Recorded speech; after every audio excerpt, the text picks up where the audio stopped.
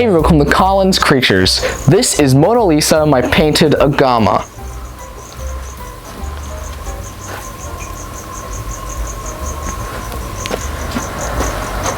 And this is her hot, somewhat dry, live planted bioactive enclosure. This is actually the second enclosure I built for her. If you want to check out the first one, look at this video here.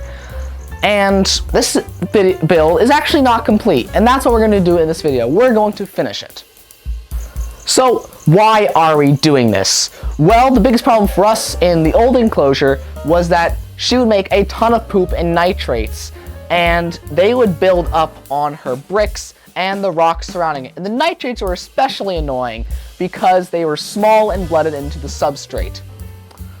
So we're doing bioactive, so 1, it's easier for us to clean, 2, she would love it more, and also it'll replicate her natural habitat more.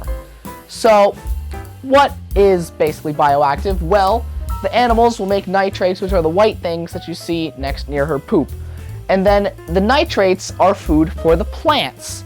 And when the plants die, as well as the poop itself, little bugs will eat the poop and the decaying plant matter, and the whole cycle repeats itself because the animal can eat the bugs.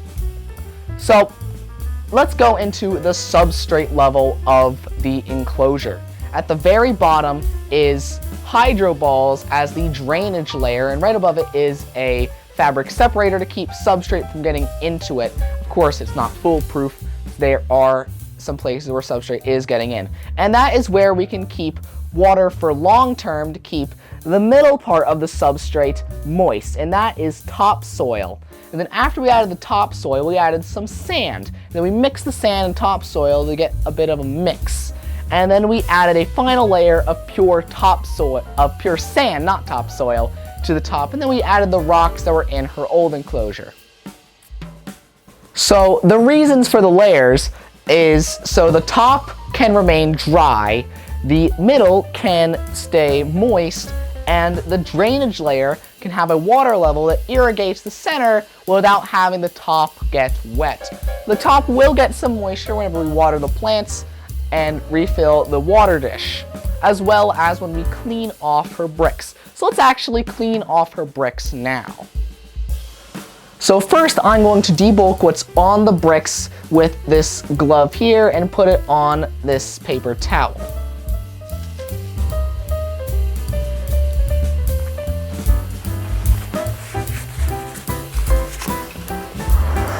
Then I'm going to spray the bricks. Mona Lisa, please get out of the way.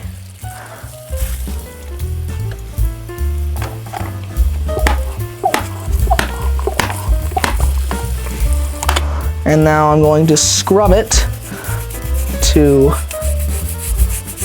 make it softer. Spray it some more.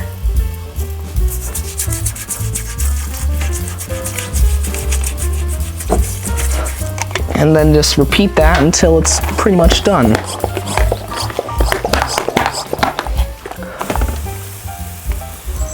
When most people think of a hot environment for lizards, they think everything's dry, but that's not the case. Only the surface is really dry.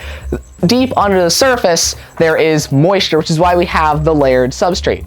And lizards that live in hot environments will dig down to get into moisture and cooler soil. And we have seen that in certain parts of the enclosure, like in that back corner. So now I'm going to give a basic tour of her enclosure. In the middle, we have a raised platform that is underneath her 2 heat lamps and her UVB lamp, and we have learned that you have to keep the heat and UVB close together, or else if they're separated, the lizard will most likely prioritize heat over UVB and won't get adequate exposure. Then we have a variety of plants all around the enclosure. We have a feeding bowl. We have her water dish. This is a tube that goes down into the drainage layer so we can pour water into it.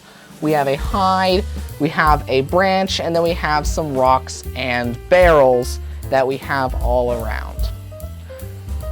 So now let's get into the actual building of the enclosure. So now we're going to add in some more plants. When I first built this, I built it like a month ago. So the plants that are in here are partially trampled by Mona Lisa running all over them, including the cactus in the back. So if you want to recreate this, make sure you get plants that are tolerant to the dry conditions and also that are trample proof so they don't get destroyed from your animal crawling all over them. So I added succulents because they're tolerant to the dry conditions, but some succulents can be fragile, so that's kind of a trade-off. So I'm going to add in some more plants. I have 2 different kinds of aloes and another flat plant, so let's get to planting them.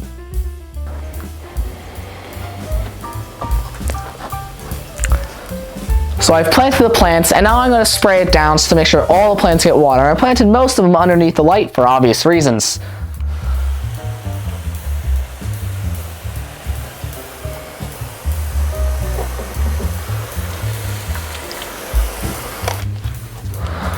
So now let's move on to the next step of adding bugs. There are already some baby crickets in there that I did not add, and they act as a bit of a cleanup control, but I'm going to add more.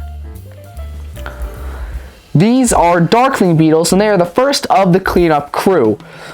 The cleanup crew is going to consist of insects and crustaceans, starting with these beetles that we got the idea from our tour of Cold-Blooded Kingdom, because these beetles are Xiphoebus morio, or more commonly, the final form of the superworm.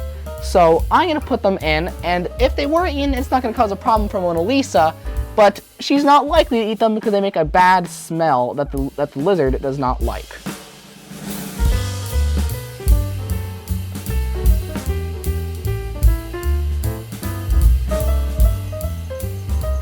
And our next part of the cleanup crew are these Armadillo officinalis isopods. They're specifically the red variant because they have a kind of red color. And what's unique about these isopods is they'll actually hiss.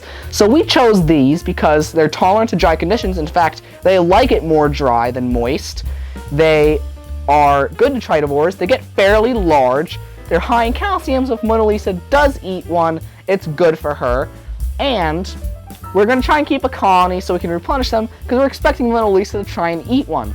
And they also ball up really well, so that's why they're called armadillo. They're most likely going to hide underneath the plants and as well as underneath the rocks and other structures. So I'm going to put them in. To find these isopods, we consulted Dirt Daddy, who are experts at isopods and bioactive enclosures, and they thought these ones would be the best for us.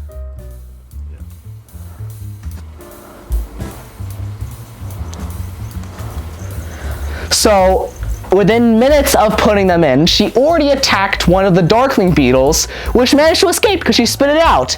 And she also attacked one of the isopods, but it rolled up into a ball and it escaped as well. So we're going to gorge her with mealworms until the bugs have a chance to hide. Except she ran away. So we put some mealworms in her bowl, and we're going to leave it at that. So I had a lot of fun building this enclosure. I think it looks amazing, and seeing all the different bugs crawling around is really cool. And I definitely think Mona Lisa really likes it. After all, she did go after her own cleanup crew. But from a month ago when we first started building, she has been the most active I've ever seen her, and her appetite is absolutely amazing.